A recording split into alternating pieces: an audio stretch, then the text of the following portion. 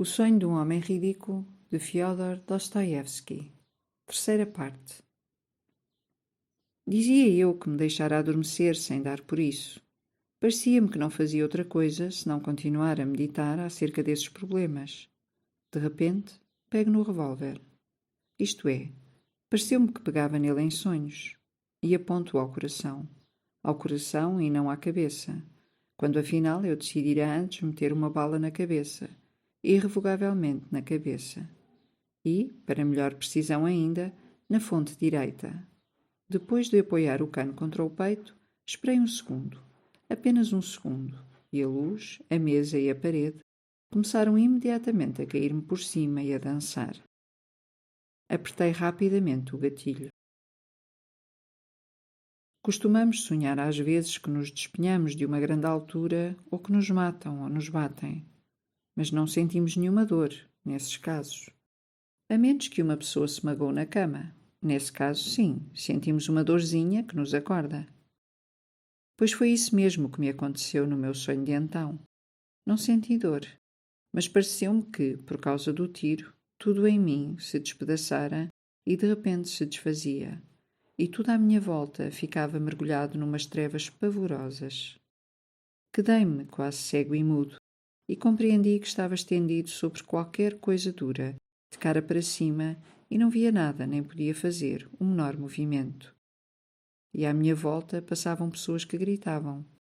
Ouvia a voz de baixo do capitão e a vozinha de soprano da dona da casa. E, de repente, outra pausa. Começam a colocar-me no caixão. Sinto como os portadores do meu ataúde cambaleiam ao caminhar, e começo a pensar nisso.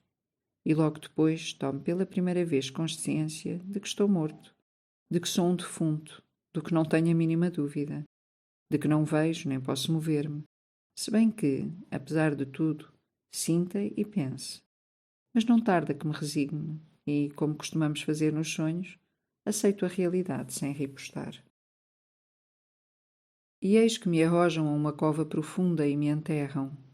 Todos se retiram e fico ali sozinho, completamente só. O que pode dizer-se absolutamente sozinho. Quando me punha a pensar no dia em que me enterrassem, a ideia de sepulcro estava unicamente unida a uma sensação de umidade e de frio. E assim era também agora. Eu sentia muito frio, sobretudo na ponta dos dedos, mas além disso, mais nada sentia. Jazia no sepulcro e, coisa estranha, não esperava nada, pois aceitava sem contradição a ideia de que um morto nada tem a esperar. Mas aquilo estava muito úmido. Não sei que tempo teria decorrido entretanto, se uma hora, se alguns ou muitos dias, quando, de súbito, me vem bater no olho esquerdo que tinha fechado uma gotita de água fria que se infiltrara pela tampa do caixão. Decorreu um minuto e uma segunda gota me salpicou. Depois uma terceira, e assim sucessivamente, sempre de minuto a minuto. Isso produziu-me uma contrariedade violenta, e então senti uma dor física no coração. É a ferida, pensei. Foi aí que a bala se alojou. Mas a gotita continuava a cair a cada minuto e sempre exatamente sobre o meu olho esquerdo. Então gritei.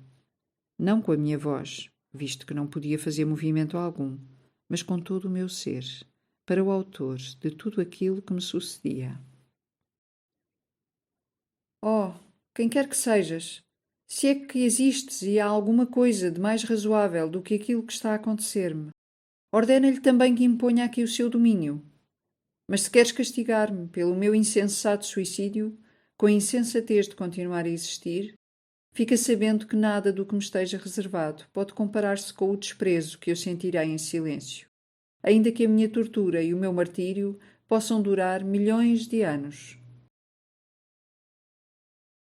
Gritei assim e depois calei-me. Teria durado perto de um minuto aquele profundo silêncio e, passado esse tempo, tornou a cair sobre o meu olho fechado a já acostumada gota. Mas eu sabia de um modo infinito e inquebrantável, que tudo iria mudar imediatamente. E eis que, de súbito, se abre o meu sepulcro. Isto é, eu não sei ao certo se me teriam aberto, A verdade é que um ser obscuro e que me era desconhecido se apoderou de mim, e partimos ambos para os espaços interplanetários. E, de repente, recuperei a vista. Era noite, noite profunda, e nunca, nunca eu vira obscuridade semelhante. Atravessámos os espaços siderais, já muito longe da Terra. Não fiz pergunta alguma ao meu condutor. Esperava e sentia um orgulho imenso. Assegurei-me de que não sentia medo e quase desfalecia de gozo ao pensar que não. Não sei quanto tempo teríamos voado assim pelos espaços. Nem consigo imaginá-lo bem. Tudo aquilo aconteceu como costumam acontecer as coisas nos sonhos, ultrapassando as leis da razão, o espaço e o tempo, e ficando tudo limitado àquilo que o nosso coração sonha. Lembro-me de que, entretanto, no meio daquelas trevas, divisei uma luzinha. Será Sirius? Perguntei-lhe contra a minha vontade, pois não queria fazer-lhe perguntas. Não, essa é a mesma estrelinha que tu viste entre as nuvens, quando voltavas para casa. Respondeu-me o ser que me conduzia e do qual eu sabia somente que tinha rosto humano. Mas, coisa estranha, aquele ser não me era simpático e inspirava-me até profunda aversão. Eu contara com o não ser absoluto e, partindo dessa hipótese, é que decidira suicidar-me. E encontrava-me agora nos braços de um ser que não era, evidentemente, um ser humano, mas que nem por isso deixava de ser um ser. E era-o em toda a realidade. Portanto, há uma vida depois da morte, pensei com a estranha rapidez daquele que dorme, se bem que a essência fundamental do meu coração conservasse em mim toda a sua profundidade. Já que tenho que existir outra vez, pensei, e outra vez tenho de viver, por mandato de não sei que vontade inapelável, não quero que ninguém me vença nem me humilhe. Tu sabes que tenho medo de ti e por isso me desprezas, disse eu de repente para o meu condutor. Não fui capaz de me conter e fiz-lhe a humilhante pergunta que trazia implícita a confissão, sentindo no coração a dor do meu vexame, como uma punhalada. O ser não respondeu à minha pergunta, mas percebi logo a seguir que ele não me desprezava nem se ria de mim, que nem sequer se apiedava e que o nosso voo tinha uma finalidade, uma meta desconhecida e misteriosa, que só a mim interessava. Então o temor cresceu no meu coração. Algo emanava do meu mudo condutor, em silêncio, mas dolorosamente se projetava sobre mim e me oprimia o coração. Atravessámos obscuras e ignoradas esferas. Havia já muito tempo que tinham desaparecido da minha vista as constelações conhecidas. Sabia que nos espaços interplanetários há astros cujos raios de luz levam milhares e até milhões de anos a chegar à Terra. Mas é possível que tivéssemos percorrido já distâncias maiores. Esperava não sabia o quê, e a nostalgia torturava o meu coração. E, de súbito, surgiu em mim um sentimento conhecido, familiar, pois vi o sol. Eu sabia que não podia ser o nosso sol, o pai da nossa terra, o que engendrou a nossa terra, mas compreendi, em virtude não sei de quê, com o meu ser, que aquele sol era um sol absolutamente como o nosso, que era a sua reprodução e o seu duplo. Um doce, animador sentimento encheu de prazer a minha alma, a preciosa, corpórea força da luz, daquela luz que me engendrara, encontrou repercussão na minha alma e fê-la ressuscitar. Eu senti a vida de outrora, pela primeira vez depois do meu enterro. Visto que existe o Sol, e é um Sol completamente igual ao nosso, exclamei. Onde está a Terra? O meu companheiro apontou-me uma estrelinha que despedia um brilho esmeraldino. Voávamos precisamente por cima dela. Como é possível existirem no universo tais cópias? Será essa verdadeiramente a lei do universo? E se esta é a Terra? Diz-me, será uma terra como a nossa? Uma terra também infeliz e pobre, mas não menos apreciada e sempre querida, que inspira o mesmo doloroso amor aos seus mais ingratos filhos como a nossa terra? Exclamei, tremendo num amor arrebatado, audaz e irreprimível, por aquela terra sagrada, a lôbrega e enxovalhada terra que acabava de abandonar. E a figurinha da pequenita, que eu espantara com um grito, surgiu instantaneamente na minha memória. Hás de ver com os teus próprios olhos, respondeu o meu companheiro, e certa tristeza vibrava na sua voz. Aproximávamo-nos velozmente do planeta.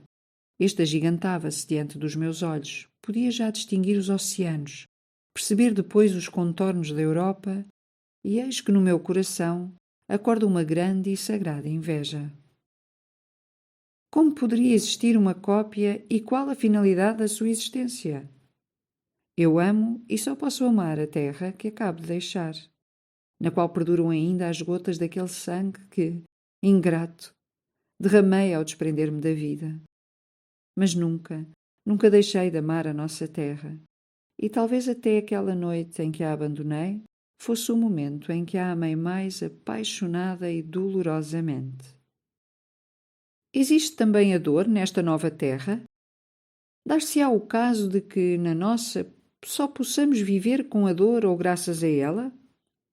Não sabemos amar de outro modo, nem conhecemos outro amor. Eu quero dor para poder amar. Quero sim. Neste momento apenas anseio por poder beijar, banhado em lágrimas, a terra que abandonei. E não quero, não aceito nenhuma outra vida senão a da nossa terra. Mas o meu companheiro já me abandonara. Sem que disso me apercebesse, chegara àquela outra terra, à clara luz solar de um dia de paradisíaca beleza. Creio que me encontrava numa daquelas ilhas que formam o arquipélago helénico, se não era, porventura, algum ponto da costa que ali circunda o mar Egeu. Oh, era tudo tal como entre nós. Simplesmente tudo parecia encontrar-se numa disposição firme e resplandecer numa grande vitória, santa e finalmente conquistada.